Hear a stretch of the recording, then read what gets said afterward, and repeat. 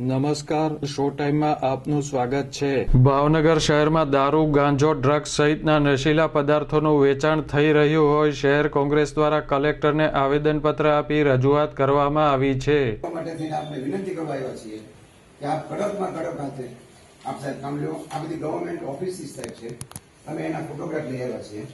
આ સર્જી હોસ્પિટલની શું પરિસ્થિતિ છે, જ્યાં સૌથી બીમાર માણસ આવે છે, આખા ભાવનગર જિલ્લામાંથી માણસ બીમાર છે, પોતાની જાન બચાવવા આવે છે। આ એના બધા ફોટોગ્રાફ છે।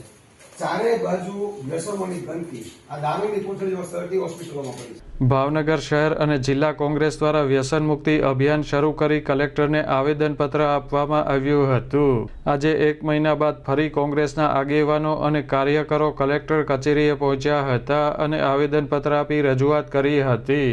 કોર્પોરેશન છે, જે કોર્પોરેશને આખા સિટીની સુખાકારીની જવાબદારી લીધી છે, આ એની લીડ છે, લીડની બાજુનો ભાગ છે।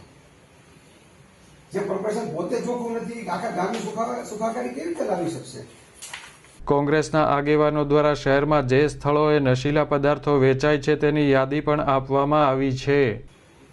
લોકો ટેસ્ટથી બેઠા બેઠા બીડી અને ગાંજાના સેવન વાળા ઇન્હેલેશન લેતા હોય છે। આપને વિનંતી છે કે આ બાબતના સુપરવાઇઝરી પાવરો ફોર્સિબલ એક્સરસાઇઝ કરો। આ કડક હાથે કામ લેવામાં નહીં આવે તો સાહેબ આ ગામમાં અમે બધા ટેક્સ ભરી ભરી થાકી ગયા છે। ગરીબ માણસો જીએસટી ભરે 18%, દૂધ ઉપર 5% ટેક્સ ભરે છે। એ આ લોકો માટે ભરે છે? આવી સુખાકારી શું કામની ગામની?